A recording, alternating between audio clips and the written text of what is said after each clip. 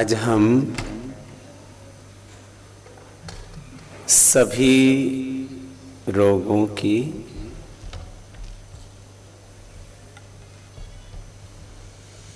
योग, आयुर्वेद, प्राकृतिक चिकित्सा, जिसको आजकल नेचुरोपैथ एक बहुत बड़ा शब्द उसके लिए प्रयोग होने लग गया है, और नाड़ी चिकित्सा जिसके लिए एक्यूप्रेशर शब्द का प्रयोग होने लगा है। इन चार बातों को ध्यान में रख करके और एक एक बीमारी के बारे में आपको संकेत करेंगे। कुछ छूट जाएगा तो आप पूछेंगे तो उसको उत्तर दे दिया जाएगा। एक पुस्तक है औषध दर्शन, और ये जो पुस्तक है इसमें पिछले 20 वर्षों में हमने चिकित्सा के ऊपर जितने भी प्रयोग किए वो लाइन ऑफ ट्रीटमेंट इसके अंदर लिखी हुई है। हमारा प्रयास तो ये रहता है कि कोई भी रोगी ना हो। दुनिया में कोई ऐसी पैथी नहीं है, दुनिया में कोई ऐसी दवाई नहीं है जिसके माध्यम से ये काम किया जा सके कि किसी को कोई रोग ही ना हो। योग इस मामले में 99% मदद करता है। 99 में इसलिए बोल रहा हूं, कई बार कोई पीछे के कर्माशय का वेग इतना सबल होता है कि भोगना ही पड़ता है।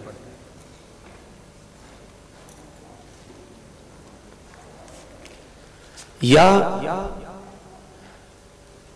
कई बार किसी चीज का रिएक्शन इतना ज्यादा हो जाता है कि शरीर उसको सह नहीं पाता है। ऐसी परिस्थितियों में हमें यदि औषधि का भी सहारा लेना पड़े तो लिया जा सकता है, अन्यथा 99% हम योग के द्वारा अपने रोगों का संपूर्ण समाधान कर सकते हैं। अब रोग कितने तरह के होते हैं?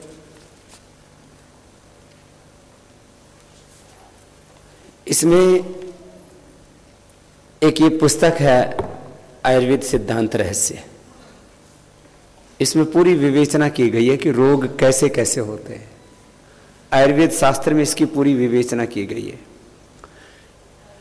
मैं आपको आरोग्य के बारे में, हेल्थ एंड फिटनेस के बारे में, या यूं कहूं कि मेडिकल साइंस के बेसिक नॉलेज के बारे में बात कहूं तो उसके लिए आपके पास ये आयुर्वेद सिद्धांत रहस्य पुस्तक जरूर होनी चाहिए। कुछ बेसिक फंडामेंटल चीज़ों का हमारे बच्चों को पता होना चाहिए। मैं देख रहा हूँ आजकल आम लोगों को तो हेल्थ के बारे में नॉलेज, अवेयरनेस, एजुकेशन वो लगभग 0.1% है। अभी थोड़ा बहुत लोग जानने लगे हैं, नहीं तो हम चीज़ें खा रहे हैं। खाने की ज़्यादातर चीज़ों में आपको ट्रांस फैट मिलेगा। कोई भी चीज़ को जब हम तल करके बनाते हैं उस समय विशेष रूप से पैदा होता है। हम घर में भी यदि पूरी बनाएंगे तो ट्रांस फैट पैदा होगा। एक तो होता है फैट, एक होता है ट्रांस फैट। ट्रांस फैट सबसे ज़्यादा डेंजर होता है, जो हमारे हार्ट के लिए, ब्रेन के लिए, नर्वस सिस्टम के लिए बहुत, और कैंसर जैसी बीमारियों को पैदा करने के लिए बहुत बड़ा कारण है। और हम क्या करते हैं, एक बार पूरी तल ली, फिर उसमें दोबारा तल ली, फिर तीसरी बार भी तल ली, और तेल में तेल डालते गए, वो ट्रांस फैट और ज़्यादा मल्टीप्लाई होता चला जाता है। पूरी तल ली, फिर तेल वापस भर के रख दिया, उसी बोतल में, फिर दोबारा उसका जो बचा फिर दोबारा भर के रख दिया, और उसमें पूड़ी तलते रहे और ट्रांसफैट बढ़ाते रहे, मल्टीप्लाई करके अब भीतर डालते रहे। फिर कहेंगे बाबा जी इसका सॉल्यूशन क्या है? सॉल्यूशन यह है कि तली हुई चीजें या तो बंद कर दो, या खानी भी है पूड़ी तो जितना उतना ही तेल डालो जितने में पूड़ी तली जाए, जो बाकी बच जाए उससे फिर दोबारा मत तलो, उसका छोंक आदि में प्रयोग करके खत्म करो उसको। अब ट्रांसफैट ऐसे मल्टीप्लाई होता है। पराठे खाते हैं हम, अब देखो आप घी खा सकते हो 2-3 चम्मच, और पराठे में 1 चम्मच भी जो डाला जाता है ना, जो ऊपर नीचे जो धुआं उठाने के लिए डालते हैं हम लोग कि थोड़ा ऊपर लगाया थोड़ा नीचे लगाया, फिर तवे पे डाला, फिर धुआं उठता है, तो धुआं तो भाई अपना भी उठेगा फिर। तो जिसमें ये जितना भी फैट को ना ऐसे तलते हैं ना, फिर उसमें ट्रांसफैट पैदा हो जाता है, वही फैट ट्रांसफैट में कन्वर्ट हो जाता है। अब ये सामान्य सी बात है।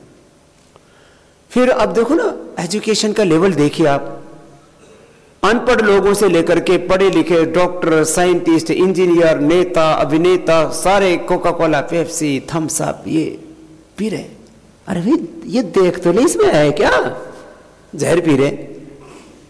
चलो ये Coca Cola, Thums Up, Pepsi वाला जहर तो थोड़ा स्लो पॉइजन है।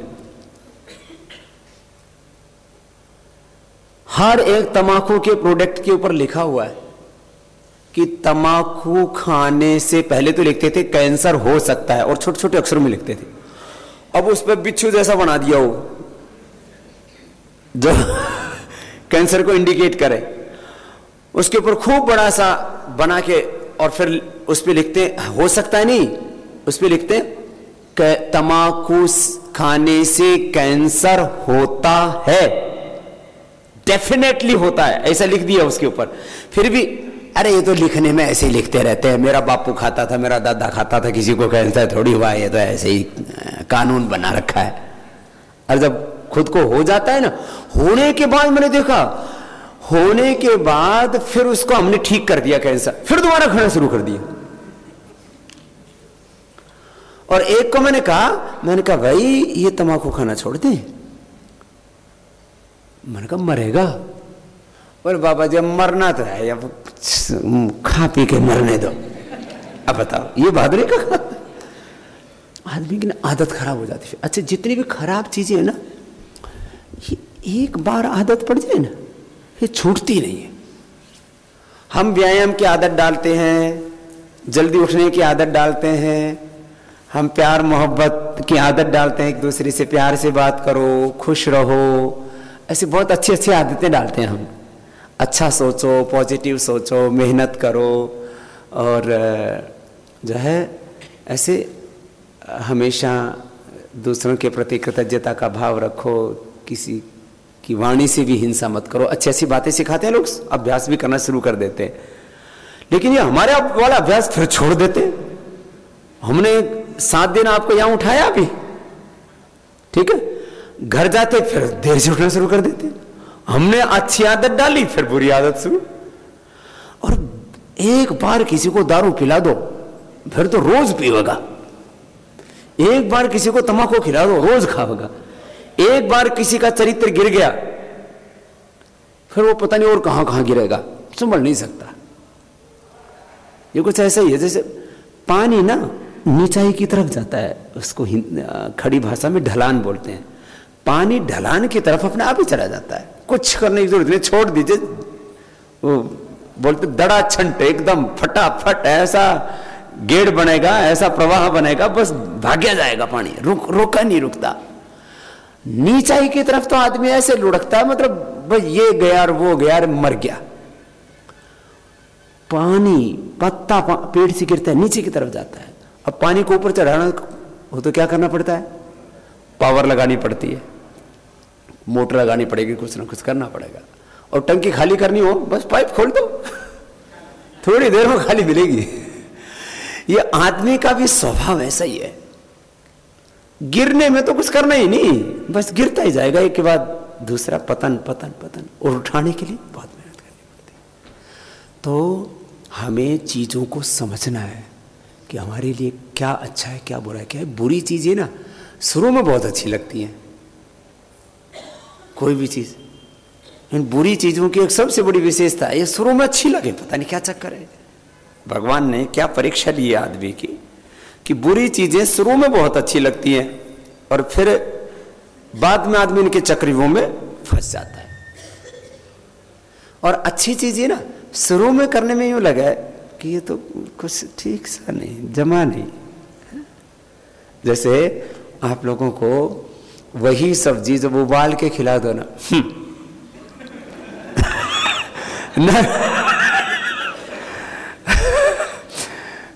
नाक से चढ़ाता आदमी। वही सारी चीजें जो आप घर में खाते हो, लेकिन उनको थोड़ा सादा कर दिया, उनकी ड्रेसिंग नहीं कर रखी है। आदमी ना ये नकली चीजें में ज्यादा भरोसा करता है। अब आदमी तो आदमी ऊपर से घनी लीपा पोती कर करा के और फिर यूं कहता हाँ अब मजा आया। भैया ये सब जगह यही चल रहा है। तो ये पुस्तक जरूर पढ़ना, इसमें आपको और बच्चों को भी ये घर में रखा करो। बच्चे पढ़ेंगे तो उनको चीज़ों की समझ में आएगी, जो है हमारे शरीर की रचना क्या है, इसमें वात पित्त काफी दोष क्या है, फिर सप्त धातु क्या है, और 8वीं अष्ट धातु ओज, रस रक्त मांस मेद अस्थि मज्जा शुक्र रज, फिर 8 रज शुक्र जो है ना, बस इतना ही डिफरेंस होता है लेडीज़ और जेंट्स में, और कोई ज़्यादा लंबा चौड़ा नहीं होता है। बाकी थोड़ी सी शारीरिक रचना में फ़र्क होता है, बाकी टोटल जो है पूरा स्ट्रक्चर लगभग एक ही जैसा होता है। कुछ अंग प्रत्यंगों में हार्मोनल उस चेंज के कारण से कुछ थोड़ा सा चेंज आता है। तो 8वीं धातु ओज, तो अष्ट धातु ये क्या है, फिर उपधातु क्या है, फिर ऐसे पूरा एक जो है शरीर कैसे चलता है।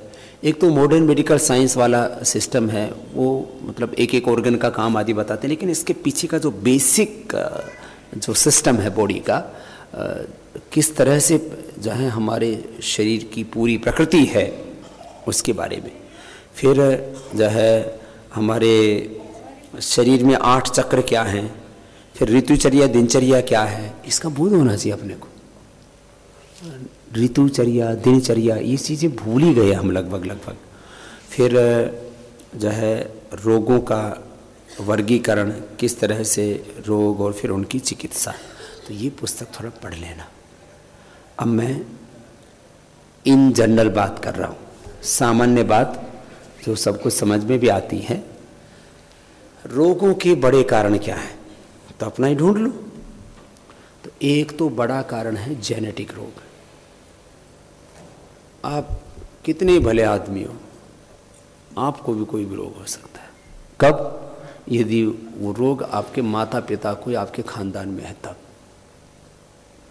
आप में कोई गड़बड़ी नहीं है, आपकी दिनचर्या, आपकी आहारचर्या, आपका आचरण, आपका आहार विचार स्वभाव वाणी व्यवहार सब कुछ ठीक है, लेकिन माता पिता को ब्लड प्रेशर था।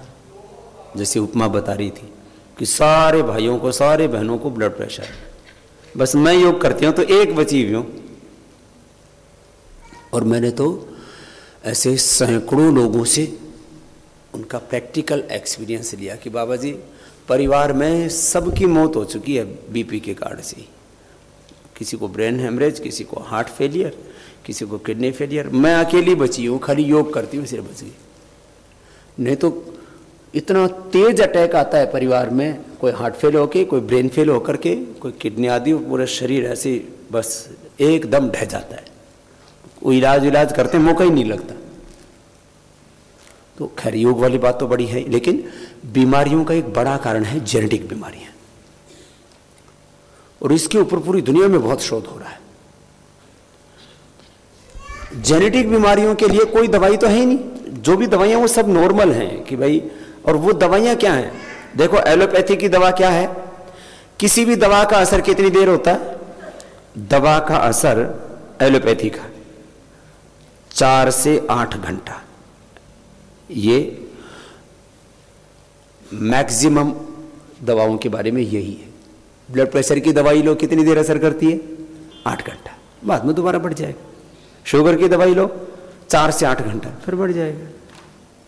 और दवाई खाने के बाद स्ट्रेस ले लो थोड़ा सा, तो फिर तो तुरंत ही बढ़ जाएगा। मैंने इसलिए मैक्सिमम बोला उनकी कैपेसिटी।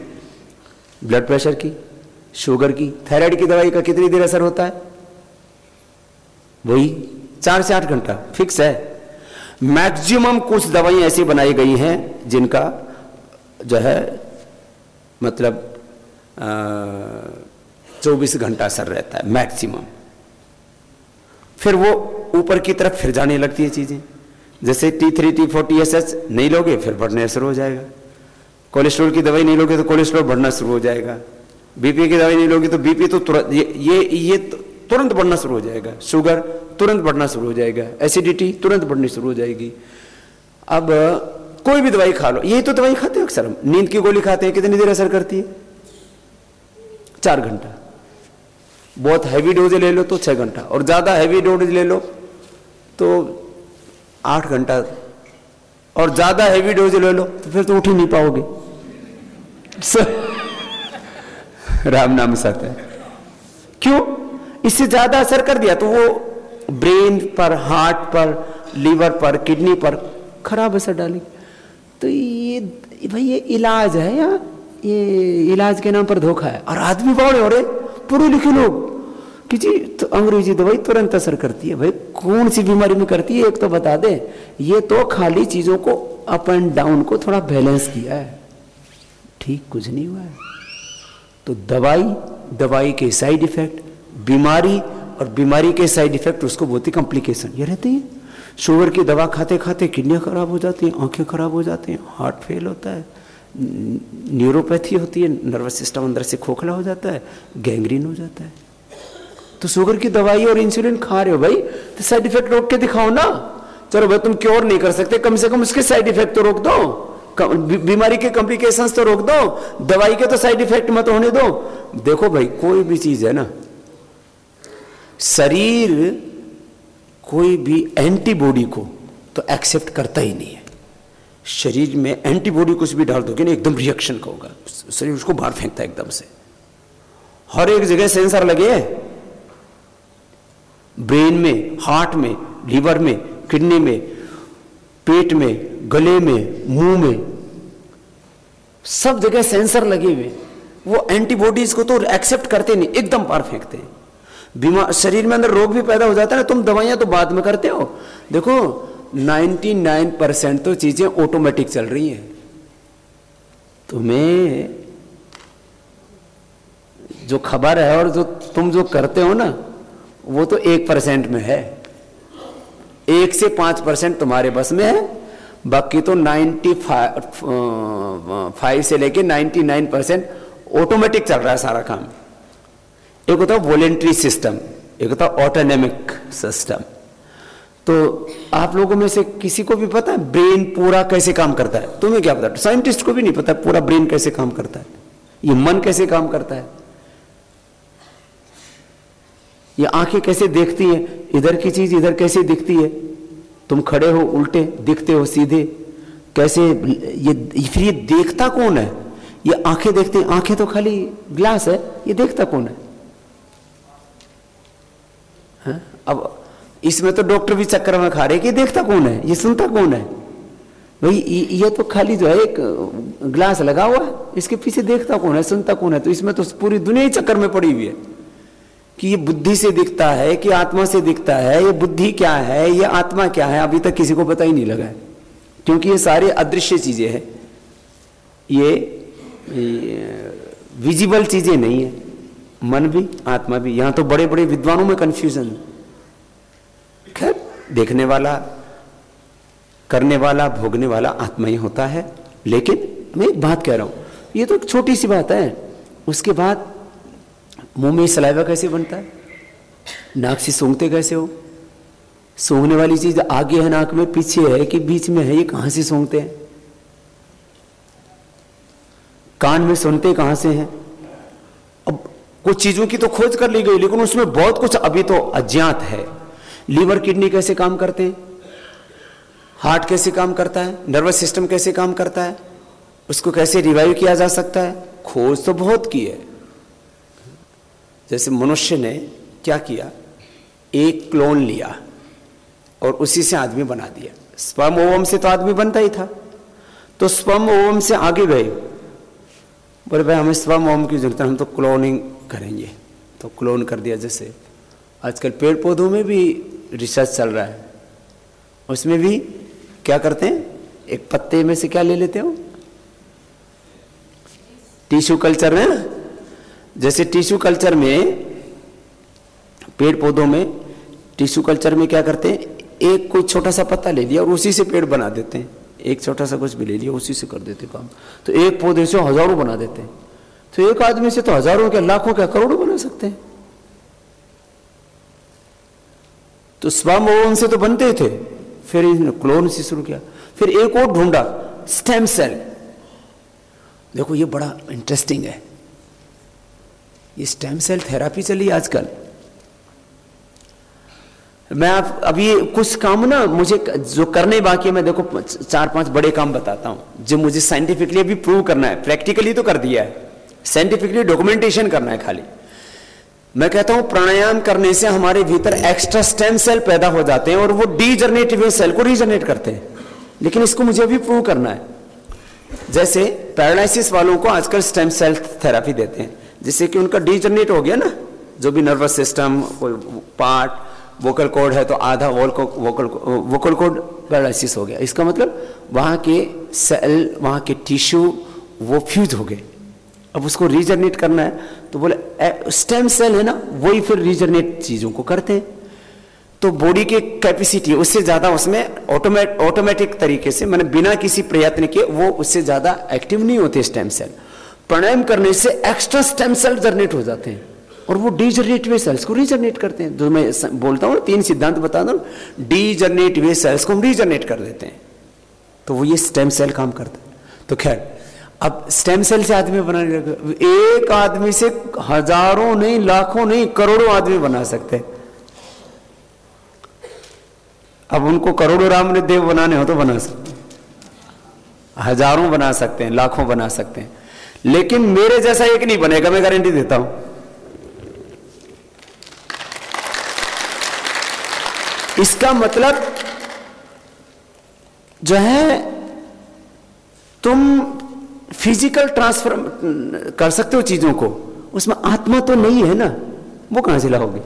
अब मेरी आत्मा मेरे साथ रहेगी, मेरी आत्मा उसमें नहीं जाएगी। बच्चे में भी तुम्हारे शरीर का फिजिकल पार्ट जाता है, आत्मा उसकी नहीं आती है कि मां बाप की दोनों की आत्मा मिलके एक आत्मा भी होगी। आत्मा नहीं आती है। ये आत्मा की सिद्धि का सबसे बड़ा प्रमाण है। एक बहुत बड़े डिस्कशन के मुद्दे हैं ये, कि आत्मा होता है कि नहीं होता। तो कुछ लोग कहते हैं बस शरीर, इंद्रियां और बुद्धि, बस ये 3 ही तत्व हैं, चौथी चीज नहीं है आत्मा, और फिर परमात्मा तो है ही नहीं। तो ये मैं एग्जांपल दे रहा हूं, मैंने तो इसके ऊपर बहुत बहसें की साइंटिफिकली, ऐसे नहीं कि जो है यदि केवल इसी से होता है तो मेरे जैसा उसमें दिमाग पैदा करो, मेरे जैसी मेहनत उसमें पैदा करो, मेरे जैसा स्वभाव पैदा करो, मेरी जैसी उसमें वाणी लेकर के आओ, और जैसे मैंने लड़ाइयां लड़ी हैं और अभी भी लड़ रहा हूं और आगे लड़ने वाला हूं, वैसे उसको तैयार कर दो, तो धरती तो स्वर्ग बन जाएगी।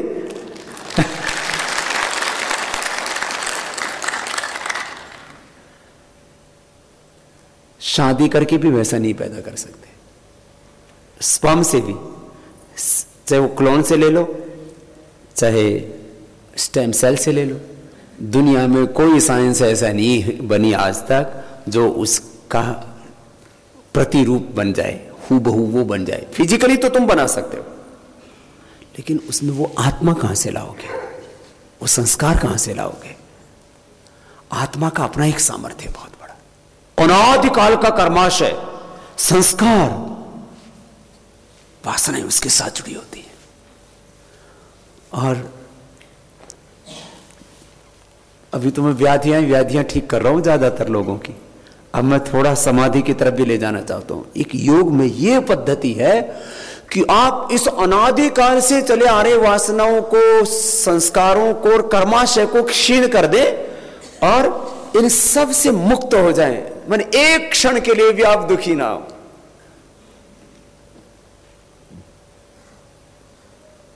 आप में से कोई दुखी तो नहीं होना चाहता ना, लेकिन फिर भी दुखी होते रहते, समझ जानबूझ करके भी दुखी होते रहते, चीजों को समझते हो और फिर भी दुखी होते रहते हो। खैर, अब मैं बात ये कर रहा था, ये तो हमारे शरीर की तो इतनी, मैं यदि इसके बारे में बात करूंगा तो शरीर, फिर इसमें एक एक सेल, टिश्यू, ऑर्गन, उनके द्वारा बना हुआ पूरा सिस्टम, फिर कैसे वो वर्क करता है, इतना रहस्यपूर्ण रोमांचक है ये तो, जो है ना, मतलब इसमें और उत्सुकता बढ़ती जाती है। फिर ये कैसे क्या हो रहा है, इससे आगे फिर इंद्रियों की सूक्ष्म शक्तियाँ, फिर उसके आगे मन, फिर आत्मा की शक्ति है, तो बहुत महत्वपूर्ण चीज़ें हैं और बड़ी रहस्यपूर्ण रोमांचक है। और इससे एक जो दिख रही है दुनिया, इसके आगे की नई दुनिया है, सूक्ष्म जगत बहुत बड़ा है। खैर, तो बीमारियों के बारे में मैं बात कर रहा था। एक तो बीमारियां होती हैं जेनेटिक बीमारियों का भी मैंने जो अभी तक किया वो आपको बता रहा हूँ। जेनेटिक बीपी ठीक हो जाता है, जेनेटिक शुगर ठीक हो जाता है, जेनेटिक थायराइड ठीक हो जाता है, जेनेटिक कैंसर तक ठीक हो जाता है। माने लगभग अभी जैसे कुछ बीमारियों का तो हम पूरा क्योर नहीं कर सके हैं अभी, जैसे मस्कुलर डिस्ट्रॉफी, इसका पूरा क्योर नहीं कर सकते, ये भी जेनेटिक होती है। अभी जैसे हेपेटाइटिस, ये भी जेनेटिक होता है, उसको ठीक कर देते हैं हम, ये मां से होता है, जिसमें ब्लड का संपर्क होता है ना। तो ये देखो, कुछ बीमारियां स्पर्म ओवम से आती हैं, कुछ बीमारियां जैसे ये ब्लड से आई, हेपेटाइटिस,